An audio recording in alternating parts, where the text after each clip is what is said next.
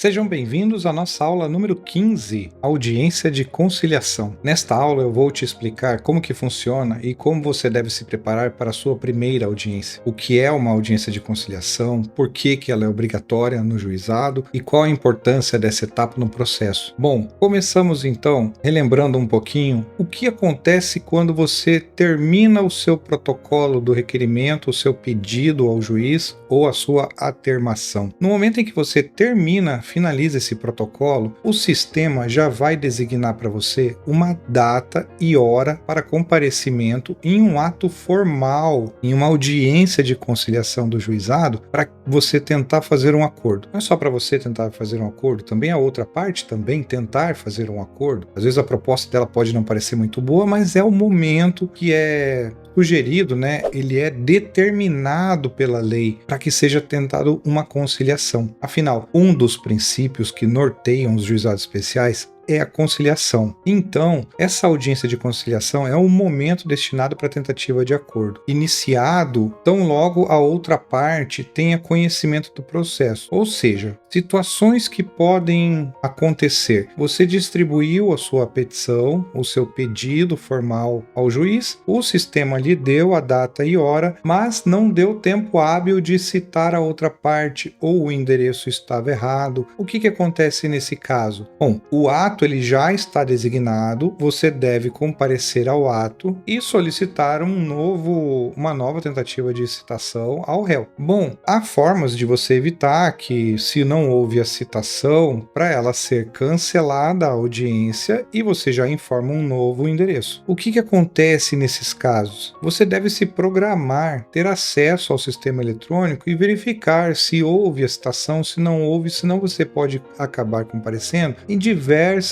audiências de conciliação sem que a parte ré compareça, justamente porque ela não foi citada, ela nem sabe que existe o processo. Bom, a audiência de conciliação ela é um ambiente menos formal que o julgamento. É um ato onde o conciliador e as partes estarão presentes. Qual que é o seu objetivo? É resolver o conflito ali naquele momento, sem que haja um julgamento. Se as partes conversarem, entrarem num acordo, estabelecerem condições, regras para poder dar cumprimento numa obrigação, seja ela devolução do dinheiro, seja ela conclusão de um móvel que ainda não foi terminado, ou de entrega de determinado bem, ou de algum documento, como no caso de transferência, vocês podem evitar o julgamento, reduz o tempo e custos do processo, porque custos, quando nós falamos custos, não é apenas o custo de pagamento de taxas e despesas processuais, é custo de deslocamento, é custo emocional, é custo de tempo, tudo que envolve o seu processo. Ou seja, a ideia da audiência de conciliação é virar a página, é vocês resolverem os problemas que estão apresentados, tentarem um entendimento,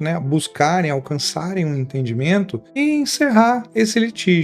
Quem pode participar dessa audiência? Bom, não são todas as pessoas. Curiosos hoje em dia com a audiência eletrônica, não sabem da pauta, não sabem do link. Era muito comum no passado, quando não tinha os processos eletrônicos, as audiências eram todas presenciais. Então era muito comum que acadêmicos de direito fossem participar desses atos para ganharem as horas extracurriculares que precisa para a formação do bacharel em direito. Então quem podia participar era o autor, o réu, claro, como são partes envolvidas, o conciliador também participa, porque essa figura é principal para redigir eventual acordo, e os advogados, quando as partes fossem assistidas por advogados, eles também compareceriam na audiência. E chegando na audiência, você precisa entender qual que é o papel do conciliador. Ele não é o juiz, ele não vai julgar o seu caso. Às vezes ele é um estudante de direito. Tudo depende do seu tribunal de justiça. Todo tribunal ele faz processo seletivo, busca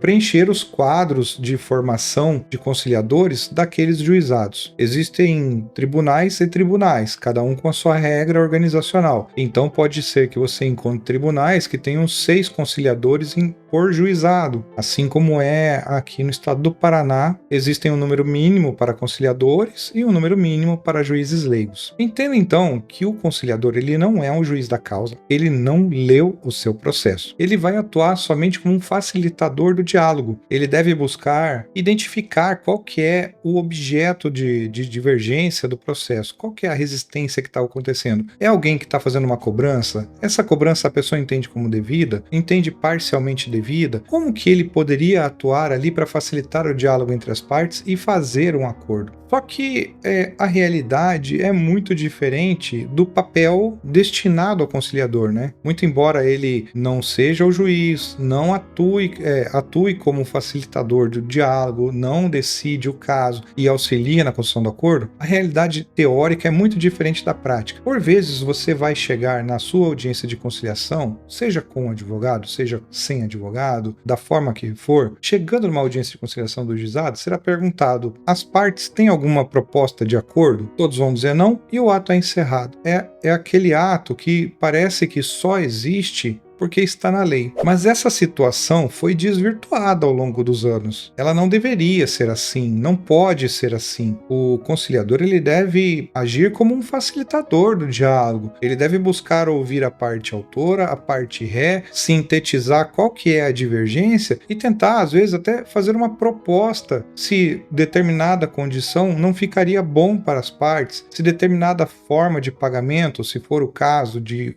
disputa de objeto de valor. Por exemplo, num acidente de trânsito que demos na nossa aula anterior, que fizemos a petição inicial, que a parte buscava R$ 3.750 de recuperação de prejuízo, de repente ele poderia facilitar o entendimento e falar: olha, não é possível fazer esse parcelamento em 10 vezes? Nem isso se está fazendo mais hoje em dia, tentando quebrar a resistência, tentar facilitar o diálogo, diferentemente do que vemos na justiça comum. Na justiça comum parece que existem conciliadores e mediadores melhores preparados e que buscam efetivamente fazer esse acordo, ok? Qual é, além da determinação de que exista essa audiência, ela está em lei, né? Na lei do juizado ela está prevista. E por que ela é obrigatória de comparecimento? Porque justamente o objetivo do juizado é a conciliação. Não é só mais um ato formal porque a lei pede, não. O seu objetivo, o seu princípio, ele nasceu para isso. Então, qual que é a consequência de você não aparecer nessa audiência? Se você não aparecer nessa audiência de conciliação e não justificar um motivo grave que possa justificar por que você não foi, você vai sofrer uma consequência. O seu processo será extinto, afinal, você é o autor e não apareceu, presume-se então que você não tem interesse no andamento do processo. Como você movimentou toda a máquina judiciária, você vai ser condenado ao pagamento de custas processuais. Então, por isso que é obrigatório o seu comparecimento e você não pode deixar de comparecer, porque senão, efetivamente, vai te causar um prejuízo. De outro lado, se o réu não aparecer, também tem uma consequência prática. Se o réu devidamente citado não comparecer no processo, o que é a consequência para ele? A revelia. O juiz vai entender que até a própria lei dos juizados diz, e o Código de Processo também, que tem aplicação subsidiária, se o réu não comparece ao ato, ele vai sofrer a consequência da revelia. Ou seja, tudo que o autor alegou poderá ser considerado como verdadeiro. Ou seja, simplifica o caminho para o autor e ainda presume-se, dependendo das provas que ele trouxer ao processo, que o que ele alegou é verdade. E aí você já toma um prejuízo da revelia de não receber mais intimações do processo. Afinal, você recebeu a intimação e não compareceu, essa é a sua pena. A revelia é a ausência de notificação de qualquer outro ato que vá acontecer. Salvo quando for uma obrigação pessoal, você deve receber uma intimação. Essas são as penalidades. Em relação ao autor, existe, parece que um plus adicional. O autor, por não ter comparecido na audiência de conciliação, além do processo ser extinto e ser condenado ao pagamento dessas taxas processuais, a taxa de não comparecimento, ele vai ter que comprovar num outro processo que ele pagou essa taxa para depois ser aceito o seu pedido. Afinal, o autor não compareceu, o processo foi extinto sem julgamento, ou seja, ele pode ir novamente abrir o seu processo e litigar provar contra o mesmo réu, mas a penalidade dele é comprovar que pagou a taxa sem prejuízo do recebimento do seu novo processo. E como funciona, ou deveria funcionar, a dinâmica da audiência? Começa-se com a apresentação das partes, identificando o autor, identificando o réu. O conciliador solicitaria uma exposição resumida do problema. Olha, autor, qual é o problema? Se ele já deu uma análise prévia no seu processo, o que geralmente não acontece porque as pautas são muito curtinhas entre si, são designadas em questão de minutos uma da outra, e o conciliador, às vezes, na parte noturna aqui na cidade de Foz do Iguaçu, acontecem geralmente pela manhã. Então, na parte da manhã, as pautas são designadas com 10, no máximo 15 minutos de separação de horários, né? Então tem audiência às 8, às 8h15, às 8h30, 8h45, 9 horas e segue até o meio-dia. O Tribunal de Justiça ele começa a funcionar aqui no estado a partir das 12 horas, vai das 12 às 18. Então, se ele teve tempo, ele já vai ter uma ideia mais ou menos, por isso que a sua petição tem que ser bem objetiva, bem clara. Ele, geralmente, uma página, no máximo 2 páginas, ele consegue ler e, já tendo essa compreensão, tentaria fazer uma aproximação de propostas, tentaria ouvir daí o réu, para entender, porque o réu até o momento ele não apresentou nenhuma defesa, é o primeiro comparecimento dele no processo, só a partir da audiência de conciliação é que vai começar o prazo para ele fazer uma contestação, e às vezes ele só vai apresentar a contestação na audiência de instrução. Então ali o conciliador, lendo o seu pedido inicial, entende o seu problema, ele já propõe uma tentativa de aproximação de proposta. Olha, você busca 3.750, mas ele está contestando R$500. Será que não podemos fazer o acordo em 3.250? Lançaria a primeira proposta, veria a recepção das partes, como que foi, como que se deu. Às vezes você entende, bom, tudo bem, eu vou recuperar, posso, se dependendo da forma de pagamento, aceitar uma redução, posso não aceitar, e ele tentaria fazer a formulação, né, formalizar um eventual acordo, que é redigir o termo para as partes assinarem. Hoje, com o comparecimento virtual, basta que elas deem ciente e já viraria um título executivo. Ou seja, se o réu, né, descumprisse o acordo, haveria já o início de uma fase de cumprimento da sentença, porque o juiz ele homologará o acordo, transformando esse acordo em um título executivo extrajudicial. Seguidamente, claro, se houver um acordo, não haverá mais necessidade de julgamento da causa. O que passa a valer a partir de então seria o acordo que foi tratado entre as partes. Entretanto, como eu falei, não é uma situação que vem ocorrendo diariamente. Os conciliadores, infelizmente, seja talvez por falta de incentivo, falta de treinamento ou pauta muito apertada entre uma e outra, acaba não cumprindo com o seu papel de conciliador, mediador de conflito.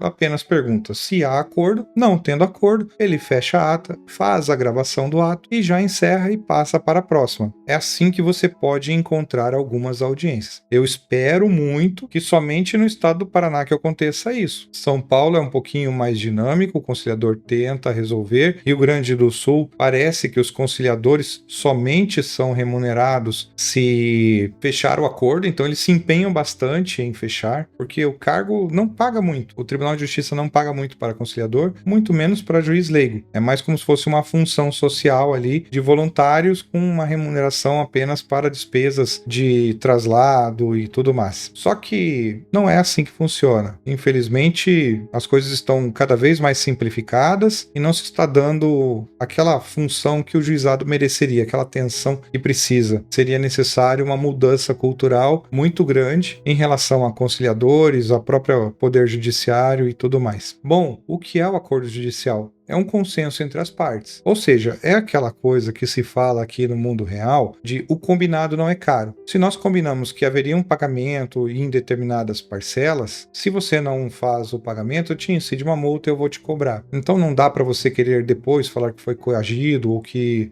agiu sobre emoção e não, na verdade não queria fazer o acordo, porque não vai dar muito certo. Pode acontecer exatamente em algumas exceções que a parte consiga alegar que estava em estado de necessidade e acabou fazendo o acordo. Mas aí ela tem que trazer todo o ônus da prova para ela e seria uma situação a ser desenrolada, talvez, num procedimento paralelo que não convém o nosso assunto de audiência de conciliação. Bom, Havendo o consenso das partes, sendo redigido o termo, é feito o registro formal no processo. Esse documento ele é elaborado e entregue ao juiz, que fará sua homologação, e ele passa a ter força de decisão judicial. É como se fosse uma sentença condenatória. Não é bem uma condenação, mas é um acordo. E o acordo ele vai vincular as partes. Então, quem assumiu o encargo de pagamento ou de entrega e acabou não cumprindo, haverá uma força nessa homologação para que você possa executar esse acordo na justiça, dentro do mesmo processo. Ou seja, o seu processo fica suspenso até que você receba todo o valor, ou que seja entregado determinado móvel, ou que seja entregado determinado documento do veículo, se for o caso, dependendo da situação, ele fica suspenso até o cumprimento. Cumpriu o acordo vai encerrar o processo. Não cumpriu o acordo, o processo volta a tramitar. Só que desta vez, não haverá necessidade de formular, de fazer provas, de ter uma audiência de instrução, de o juiz dar uma sentença para dizer quem está com a razão. Ali no acordo, as partes podem renunciar eventuais direitos que tenham a mais ou não e fica valendo estritamente o que está no acordo. Então, tenha em mente que quando você for para o juizado, ter noção do que você precisa que contenha nesse termo. Você precisa fazer um agir estratégico. Eu vou deixar aparecendo agora no vídeo um vídeo que temos no canal sobre conciliação no juizado especial. Ele é dedicado exclusivamente à estratégia de negociações no juizado. Sugiro que vocês deem uma olhada nesse vídeo, que estará na descrição do vídeo. Entendam que vocês devem ir preparados para a audiência de conciliação, que você pode renunciar a acordo, você pode incluir outras situações no acordo, mas tudo que ficar resolvido entre as partes, documentado no termo da audiência, ele passa a valer. Então, veja, existem muitas vantagens em fazer um acordo. A rapidez da solução do processo, a redução de risco, afinal, você pode pedir uma série de pedidos ao juiz e o juiz considera apenas parcialmente, ou ele pode, às vezes, até nem reconhecer o seu pedido. Você tem economia de tempo. Essa economia de tempo, como já falei anteriormente, não é só economia de tempo material, economia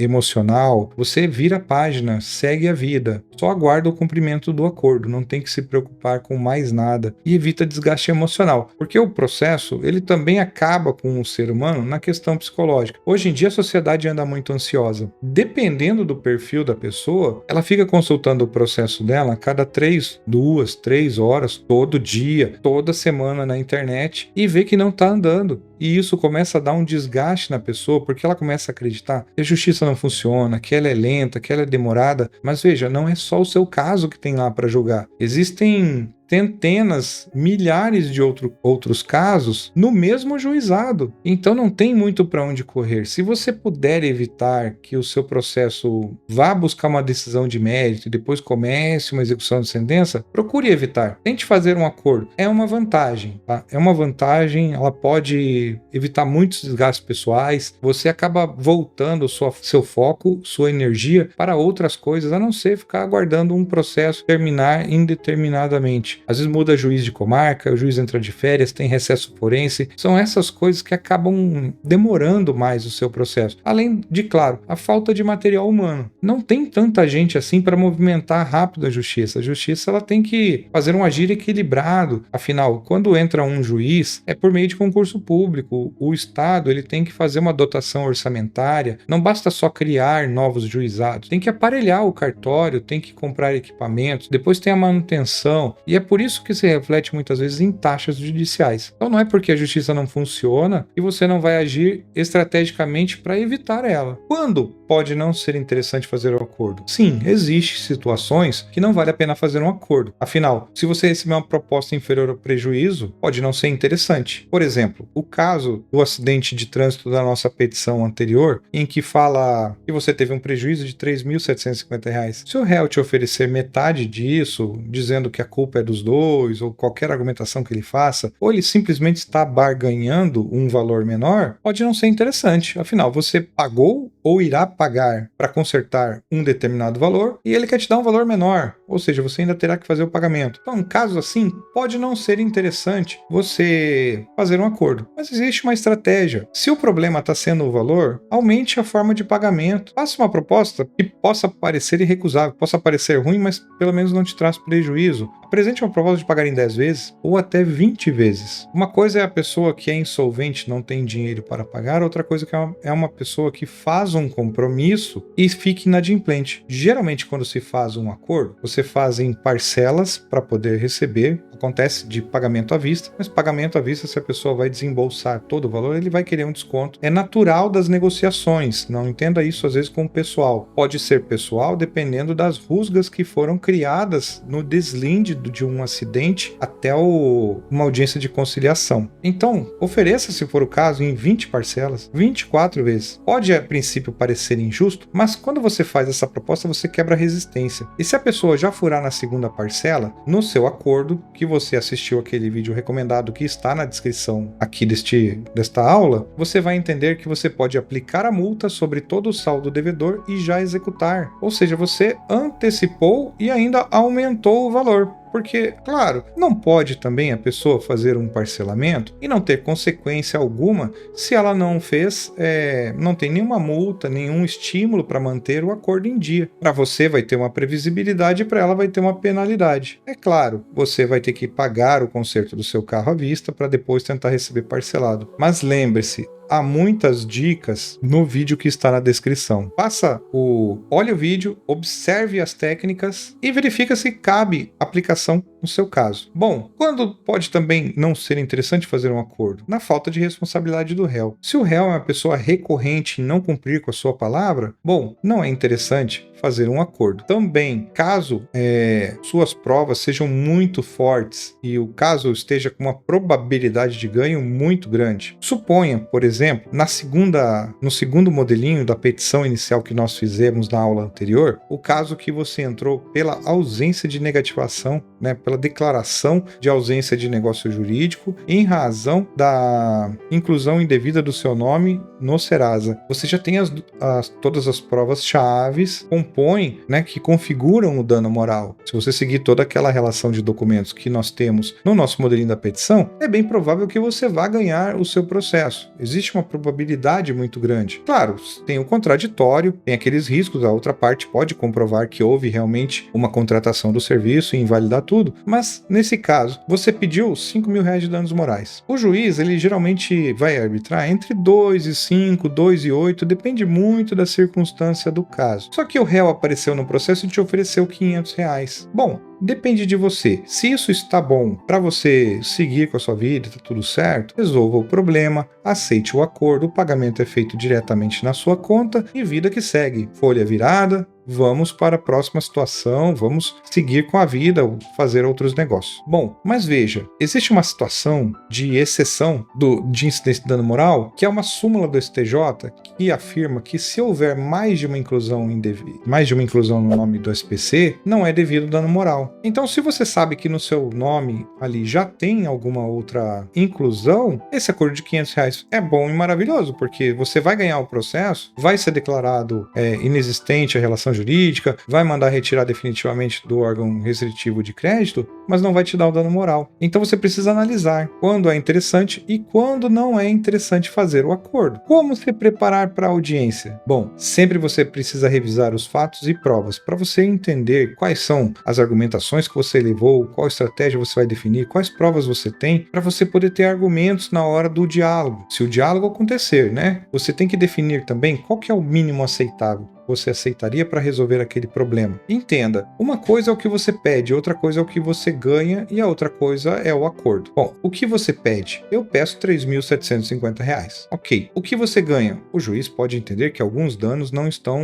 amparados para serem reembolsados e o juiz pode te conceder parcialmente procedente uma sentença em seu favor e te reconhecer que você tem o direito de R$2.500. E outra coisa é o acordo. O acordo pouco importa, você pode chegar lá e falar assim, olha, só me dê desculpas e tá tudo certo. A gente encerra o processo. Você pode chegar e falar assim, me dá R$100 e tá tudo certo. Você pode fazer um acordo de parcelamento de R$50 e está tudo certo. Ou seja, você pode fazer o que quiser com um acordo. Então entenda, existem 3 coisas. O que você pede, o que você ganha e o que você faz de acordo. Então analise, se prepare, defina qual que é o mínimo aceitável que você aceitaria negociar. Que você fala assim, olha, para encerrar esse caso, eu aceitaria este valor. presente. Se a parte tiver uma resistência, você oferece um parcelamento. Tente fazer uma composição, porque se você considerar que você vai só buscar os R$ 3.750 e vai botar na sua cabeça que é só isso, qual é o custo emocional disso? Qual é o custo de tempo para você isso? Você tem o seu trabalho, você tem que parar para ir em audiências. Às vezes você é um prestador, um profissional de serviço liberal e a pessoa te ofereceu, eu te dou 3 mil para quitar agora. Eu faço Pix, você já reconhece e a gente homologa. Será que R$ 750 valeria a pena ficar brigando por R$ 750 para esse processo ficar mais 3 anos na justiça? Então, defina qual é o valor mínimo aceitável para você. Não é o conciliador que vai dizer o que é razoável, não é a outra parte que vai dizer o que é razoável, não é o advogado da outra parte tentando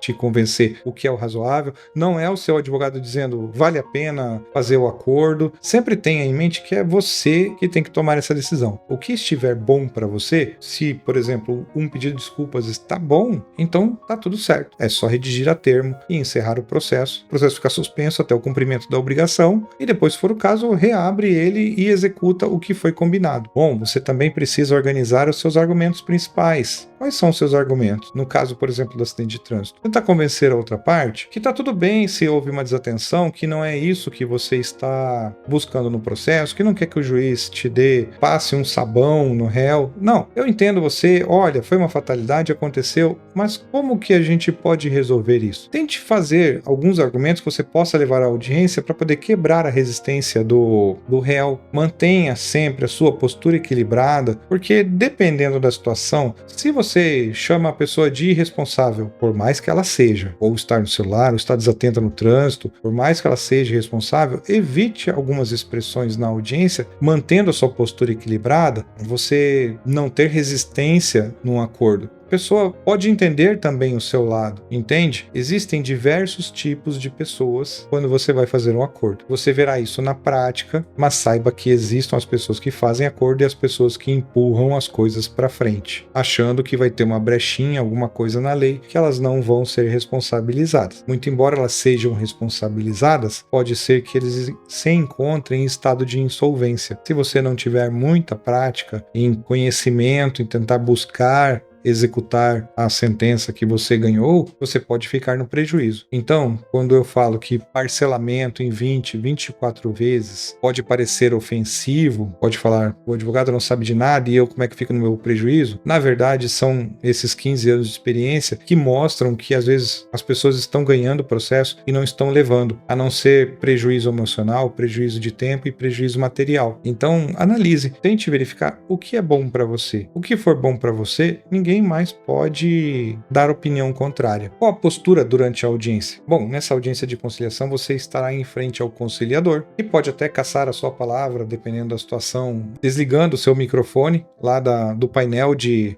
controle. Foi ele quem abriu a audiência, ele tem esse poder de cortar o seu áudio, né? Então haja sempre com respeito, com objetividade, evite confrontos emocionais e falar apenas quando necessário. Quando você ver que é uma oportunidade de falar, você fala. Mas veja, quando eu quero me referir aqui, falar apenas quando necessário, é quando for para buscar um acordo. Lavar a roupa suja, ou seja, discutir o processo, não é o momento cabível, não é a hora de falar sobre isso. O conciliador não vai analisar quem está certo e quem está errado. Então, por que você vai fazer esse confronto emocional dizendo que a pessoa é culpada, que ela não estava prestando atenção, que você tem testemunhas? Não é o momento. O momento é para tentar chegar. Você quer o seu objetivo, R$ 3.750, que é o conserto do seu carro? Haja com respeito, com objetividade, com estratégia e inteligência. Você vai conseguir o seu acordo se você for flexível. A realidade de todos nesse país não é de abundância, não é de ter dinheiro sobrando. Ao contrário, as pessoas estão vendendo o almoço para comprar a janta. Tenta identificar se essa é a situação do réu. Você já pode analisar pelas condições do veículo, se o pneu estava desgastado, se não estava, se dava sinais de falta de manutenção, se é um carro velho de trabalho. Tente identificar a situação para entender o perfil socioeconômico do réu. Entendendo o perfil dele, você já passa para o passo seguinte. Tente analisar se você estivesse na condição dele e tivesse interesse em fazer o pagamento, como você poderia fazer isso e não ficar no prejuízo. Às vezes as pessoas têm famílias e precisam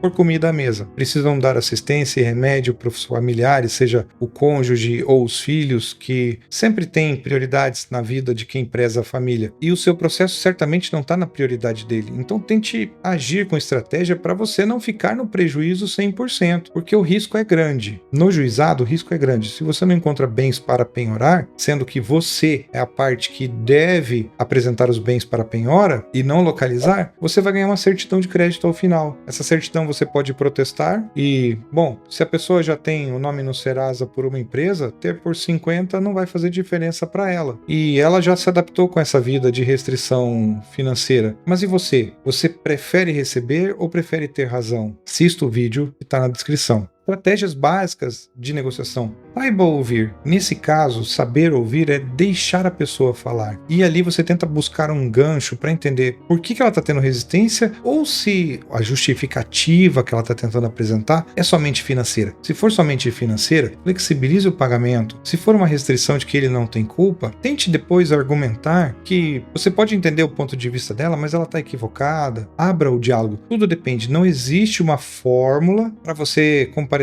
para você seguir uma receita de bolo, para você seguir numa audiência de conciliação. Tudo depende da outra parte. Os ganchos que ela der, você vai ter uma ideia de recebimento dessa informação e trabalhar melhor com ela para você poder dar um feedback e a sua manifestação. Bom, regra número 1 de qualquer estratégia de negociação: nunca aceite a primeira proposta automaticamente. Entenda, pode não parecer, o exemplo pode até parecer chulo, mas a negociação no juizado parece a relação de compra e venda de um carro. Você quer muito, mas aceita fechar por menos, e o réu oferece menos, mas aceita pagar um preço mais. Ou seja, é o meio termo. Se você chega e fala para a pessoa: olha, me paga em 20 vezes, a pessoa vai falar assim: não, mas eu não tenho condição, não pode ser em 30. Diferente quando você chega e fala: olha, vamos parcelar isso aqui, parcela isso aqui em 5 vezes, é tranquilo.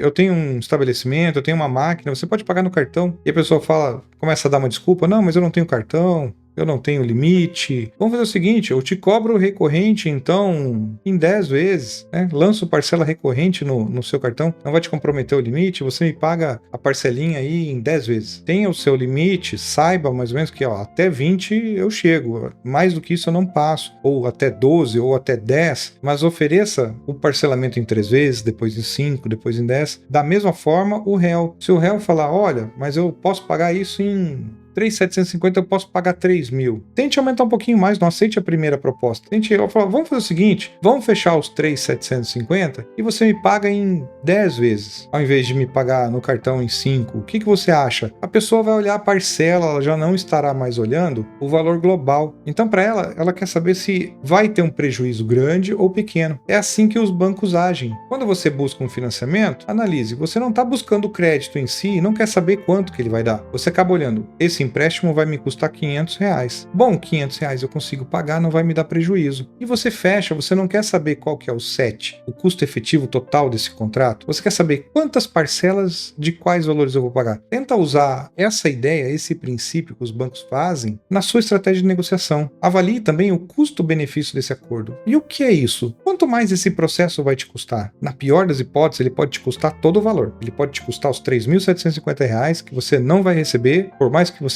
faça a correção, tem um risco, existe o risco. Qual é o custo-benefício para você? Vale a pena receber 3.500, dar um pequeno desconto só para a pessoa ficar feliz? Porque tem gente e parece que tem sangue árabe. Não é pejorativo. Os árabes têm uma tradição milenar e muito boa, por sinal, de negociar. Então, se você vai no estabelecimento de um árabe e ele te fala: o valor é tanto, e você vai e paga, ele se sente ofendido. Ele quer ter a discussão do desconto, ele quer a relutância dele, entende? Faça mais ou menos isso. Verifique, vale a pena dar um descontinho só para a pessoa ficar feliz? Vale, porque você já resolveu o seu problema. Se a pessoa quer pagar 3.500 para você em 7 parcelas de R$ 500, vale a pena para você fechar esse acordo e não ter mais que se lidar com a audiência e todo mês ter o valor na sua conta? Ou não vale? Isso é um custo-benefício. Vale a pena o desgaste emocional? Afinal, você pode negociar com a oficina, o conserto, pelos próprios 3.500, também pedir repassar esse desconto. E você também pode pagar parcelado. De repente a oficina te faz em 10 vezes e a pessoa se propôs a pagar em 7. Então, isso é avaliar o custo-benefício. Por isso que você deve estudar o seu processo e saber qual é o mínimo aceitável. Qual é a sua estratégia para resolver o problema? E não a estratégia para ter razão, não só pensar em prova, documento, apontar o dedo e achar que o juiz vai passar o sabão no réu, falar, você está errado, você tem que pagar. Não vai fazer isso, ele vai analisar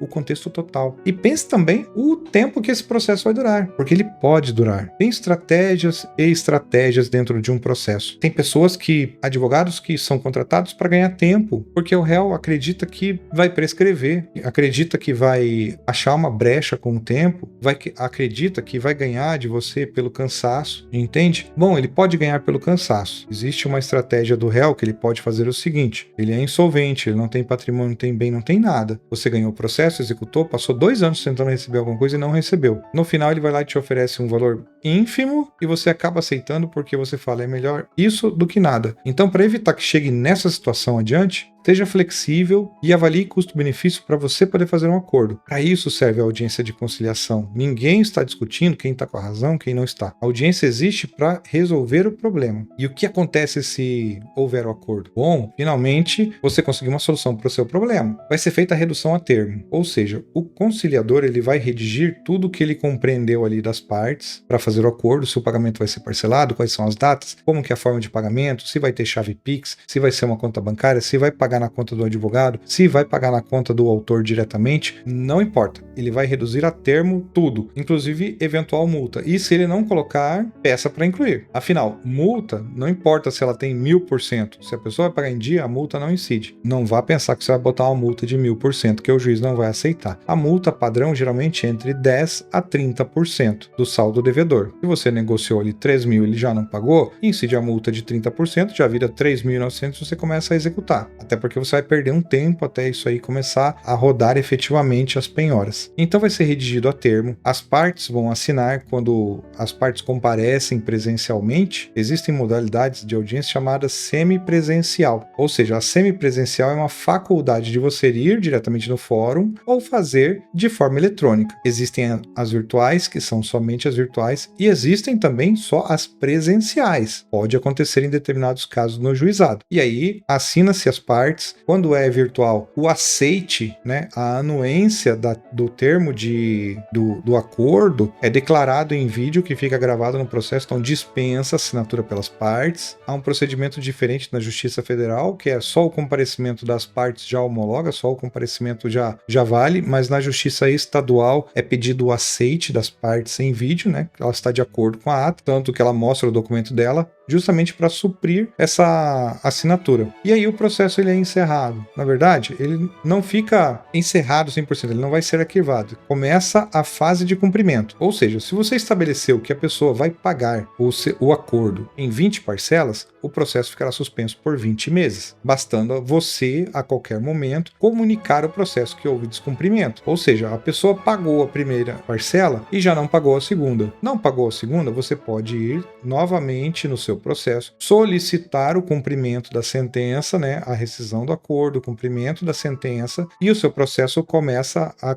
execução a partir dali. O réu vai ser intimado, porque pode acontecer dele ter feito o pagamento e um problema bancário não compensou o depósito para você. Então existe um pequeno contraditório aí para dizer se ele comprovou ou não comprovou, até porque se foi erro do banco, pode nascer aí uma outra situação jurídica, depende do caso, ou você pode simplesmente, quando ele for juntar o comprovante de pagamento, você levar até o banco e falar, banco, o que aconteceu? A pessoa fez o pagamento aqui e não constou na minha conta. O banco identifica se foi um erro ou não. Não sendo um erro, você comunica o juiz e continua-se o processo, iniciando a fase do cumprimento de sentença, onde você vai buscar as penhoras de bens. Então entenda, às vezes, alguns réus fazem o acordo, tem pessoas que empurram o problema. Lembra do que eu falei? Eles fazem o acordo, aí vai mais pela credibilidade do réu. Se você não tem confiança no réu, fazer um acordo pode não ser uma vantagem para você. Nesse caso, o réu vai lá, faz o acordo, diz que vai pagar em 30 dias a primeira parcela e não paga nenhuma. Ou seja, ele só ganhou o tempo. No fundo, ele ganhou pouco tempo para ele. Para você,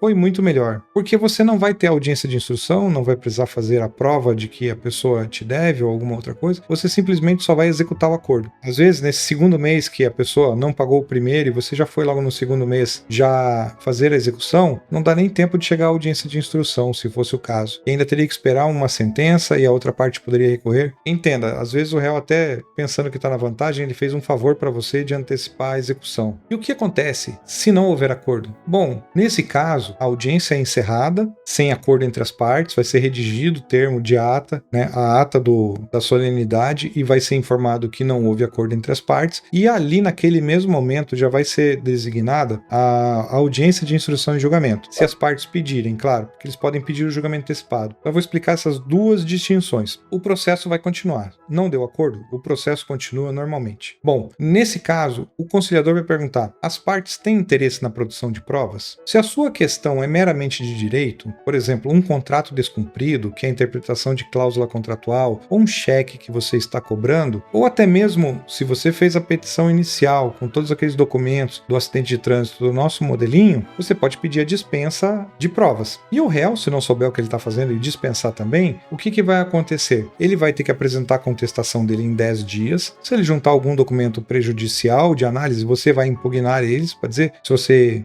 entende como verdadeiro, como falso ou outra coisa, ou que o documento não tem nada a ver com o processo, e aí o juiz já vai dar a sentença. Bom, situação número 2. Se o conciliador, ao término da audiência, perguntar para as partes: vocês têm interesse na produção de provas e você queira ouvir suas testemunhas, diga que sim. Então, nesse momento, o conciliador ele vai inserir na ata uma audiência já designada para ser feita essa produção, a audiência de instrução, com data e hora já marcada, onde as partes já sairão intimadas do processo. Então tenha muita atenção. Você verifica qual é a data, anote essa data, coloque no seu calendário virtual para te lembrar do celular, coloque um lembrete na geladeira, não falte na instrução, porque você já está intimado, você não vai receber nenhuma outra comunicação. Muito bem. Nesse momento, quando tiver a data, até esta data, o réu pode apresentar a defesa. Então, não é 10 dias. 10 dias é quando tem julgamento antecipado, quando solicita que o juiz já julgue o caso, mas na instrução é diferente. O réu pode apresentar a contestação dele até a audiência de instrução. E às vezes ele apresenta em cima da hora e você não teve tempo de ler para entender o que ele está falando. Nesse caso, quando tivermos a audiência de instrução e você estiver sozinho, nós faremos uma parte, como é que você vai agir nesse caso. E você precisa ter ciência do que ele está alegando, até para você também continuar com o seu processo, a sua defesa adequada, certo? Feita a audiência de instrução e julgamento, não há mais nada que você possa fazer, só aguardar a data. Espere, se prepare. Se você tem testemunhas, converse com as testemunhas, como já orientamos na aula sobre testemunhas e provas digitais, e verifica se ela vai ser útil ou se não será útil para o seu caso. Bom, quais são os erros mais comuns na audiência de conciliação? A falta de preparo. É você não saber o que você quer a condenação completa, mas você não tem um plano B, você tem uma postura agressiva. Se chegar na audiência de conciliação, você ofender a pessoa ou algo do gênero, você já faz com que ela cruze os braços e não seja receptiva a fazer um acordo. Excesso de emoção, tentar levar problemas pessoais para o processo. Entenda, ali é o quadradinho do acidente de trânsito. Só vamos discutir isso. Na audiência de conciliação, nem o acidente de trânsito nós vamos discutir. Nós vamos discutir se tem uma possibilidade de acordo. Então, evite o excesso da emoção, se alguma coisa piorou em sua vida, ou a conduta do réu, se você conversou com ele, achou que ele era arrogante, tudo. Evite esse excesso de emoção, porque pode influenciar diretamente na realização de um acordo. Outro erro comum é aceitar um acordo acordo sem refletir. Lembra, a pessoa pode falar que vai te pagar e não pagar. Tudo depende da credibilidade do réu. Tente pegar o nome dele, pesquise na internet, verifique onde trabalha, verifique quanto tempo ele está lá, verifique se ele é o dono do estabelecimento, se ele tem uma reputação na cidade. Tudo depende. Então, faça essa devida reflexão. Por exemplo, pense nas consequências do acordo, se vai ser cumprido, se não vai ser cumprido, se a proposta está boa para você, se não está boa para você, se a pessoa está tentando somente criar um balcão de negócios para poder resolver o problema. Tente recusar um acordo, não evitar, por exemplo, outro erro comum, recusar um acordo razoável por impulso. Por exemplo, a pessoa te ofereceu R$ 3.500 para resolver aquele problema do carro. Seria praticamente um desconto de R$ 250 e por impulso você já nega. Não quero. Mas não oferta nenhuma contraproposta, não age no sentido de resolver o problema. Você simplesmente nega e deixa. Por impulso, por exemplo, não concordo. E eu tenho que concordar com você. Às vezes, a coisa pode ser pessoal. Mas no momento em que você vai para a justiça, você tem que ser estratégico. E esse impulso de somente negar as coisas, eu quero do meu jeito, pode ser prejudicial para você. Isso é um erro comum. Acontece. As pessoas não refletem antes. Por isso você deve se preparar para a audiência, para ter o seu plano B, C, D, E, F, G e infinito, se for o caso. Você tem que ter flexibilidade. Lembre-se, você quer resolver o problema e não criar o problema para você, porque acaba criando consequências jurídicas do acordo. Bom, impossibilidade de discutir novamente o mesmo tema. Suponha que as duas partes, você já está indo sem advogado na justiça e o réu foi sem advogado. E aí o réu entendeu que, tudo bem, vou fazer um acordo para pagar aqui em 10 vezes o valor que ele está me pedindo. E aí depois ele vai para um advogado e o advogado fala assim, olha, aqui tinha uma exceção na regra de trânsito e você não era obrigado,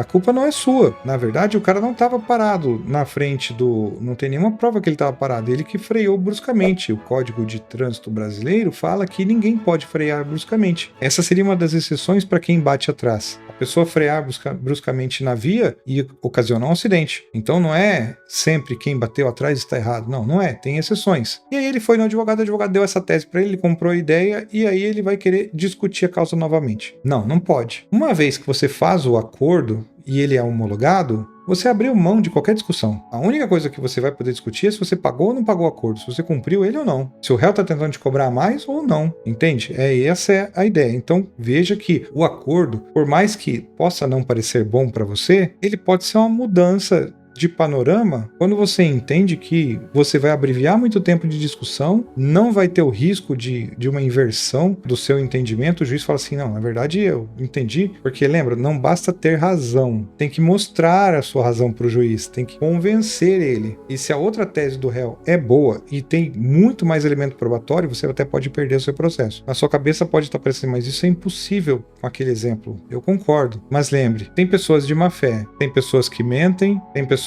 que agem na ilegalidade, tem muita coisa que você tem que prever. A justiça é uma coisa, a vida real é outra. Muito diferente. Então, tente verificar se vale a pena o acordo, não vale a pena o acordo, mas tudo que você colocar no acordo não tem como discutir mais. Outra consequência jurídica, obrigação de cumprir o que foi ajustado. Bom, sabe aquele réu que fez o acordo de 20 parcelas e não pagou nenhuma, achando que não, ele vai ter que cumprir o acordo. Ele não tem como falar que não vai ou arrumar uma outra desculpa. Você vai fazer a execução. Uma coisa é você ter sucesso na execução e outra coisa não é. Então, assim, uma vez feito o acordo, não dá para discutir a causa de novo, só tem que cumprir o acordo, não tem o que fazer, e o máximo que você pode fazer é executar em caso de cumprimento. Então, analisando as vantagens e desvantagens, você vai ter uma ideia melhor se vale a pena fazer o acordo ou não vale fazer o acordo. Não quero assustar ninguém, mas um acordo é bom, porque ele antecipa muitas fases processuais, antecipa muitas manifestações, antecipa tempo, antecipa bastante coisa, porque nada adianta você passar 3 anos em um processo até transitar em julgado e você começar a executar, se te der a oportunidade de fazer isso em 2 meses. Tem que fazer a reflexão. Importância da boa-fé na conciliação. Você tem que ter uma transparência na sua proposta. Mas o que é isso? É você ser honesto na sua pretensão. Fala assim, olha, é R$ 3.750 o conserto do meu carro. Eu te parcelo em 10 de 500. Se você tivesse do lado contrário, você aceitaria? Dificilmente, acredito. Bom, a transparência nas propostas também é ser muito claro. Olha, eu quero isso. Se você vai pagar, você pode fazer um acordo de pagamento semanal, pagamento quinzenal, mensal,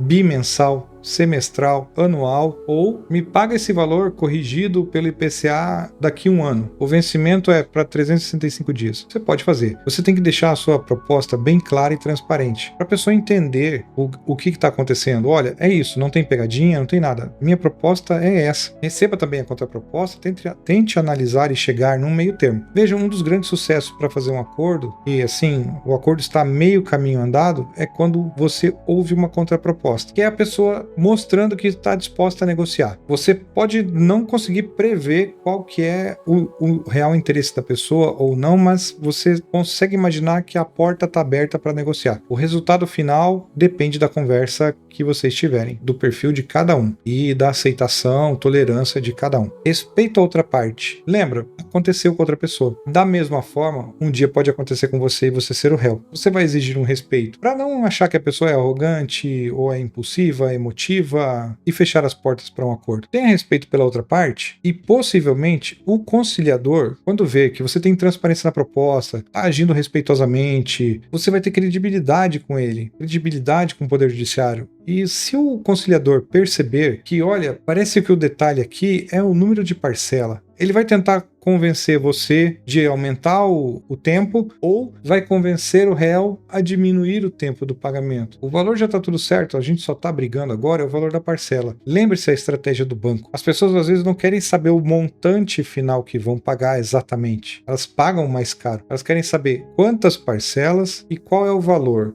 E esse valor cabe no meu bolso, tudo bem, se não cabe, não vai dar negócio. E muita gente também faz contratos financeiros e não pagam, porque a situação econômica acaba mudando, é um compromisso de muito, muito longo prazo. Claro que para você, se a pessoa pagar à vista, até dá para pensar em 5%, 10% de desconto, mas não é a realidade. Tenha em mente que essa boa fé na conciliação pode criar a resistência da pessoa, ela pode estar esperando lá que você irá brigar e você chega lá com uma postura moderada, razoável, tentando se colocar no lugar da pessoa, mas também que a pessoa se coloque no seu lugar, que o prejuízo aconteceu, precisa ser resolvido, vai ser bom para os dois. De repente, tente identificar se essa pessoa trabalha com alguma coisa, ela pode te pagar em prestação de serviços. Suponha que é o nosso bom e velho amigo marceneiro, que pode te oferecer a mão de obra para fazer alguma coisa. Você compra a chapa e ele não é o que você queria, não era o momento que você ia gastar, mas é uma forma de solucionar, de receber, porque você pode, às vezes, não receber, dependendo daquela análise do perfil socioeconômico do réu. Então tem muita coisa. Haja com boa fé na conciliação e o conciliador vai atuar em seu favor. Ele vai tentar destravar, desbloquear algum acordo. Relação entre a conciliação e as próximas fases. Bom, se houver o acordo, a próxima etapa sua é a fase de cumprimento. A fase de cumprimento não necessariamente você precisa fazer alguma coisa. Se você fez um acordo para receber parcelado, você só tem que ficar esperando para ver se você vai receber. Quem está na fase de cumprimento é o réu.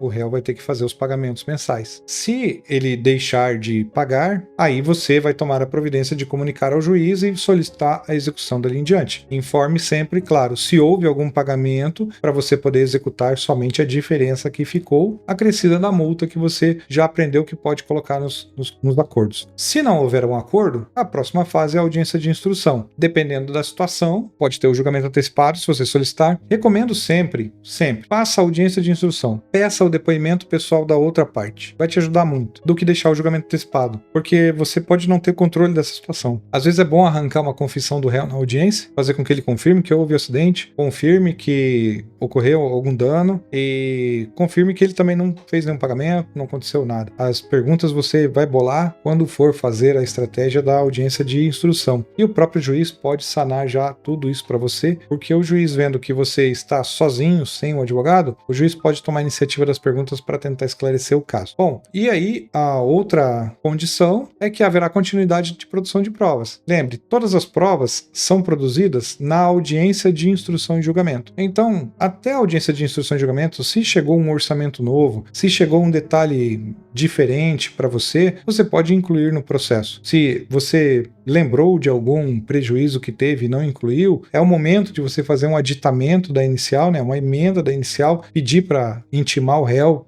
dessa alteração. O juiz recebe o seu pedido, acata ele e manda citar o réu para se manifestar nesse novo pedido. Então o processo ele continua, não fique só parado esperando a audiência de conciliação. É o momento em que você deve efetivamente certificar que as testemunhas vão comparecer. Se elas não forem comparecer, você tem que pedir a intimação pessoal delas. Existe um lapso temporal que você deve observar nesses casos. Eu agradeço a vocês a paciência e resiliência. Qualquer dúvida, deixe aqui nos comentários. Eu pretendo responder o mais brevemente possível, de preferência de um dia para o outro. Meu muito obrigado e até a próxima aula.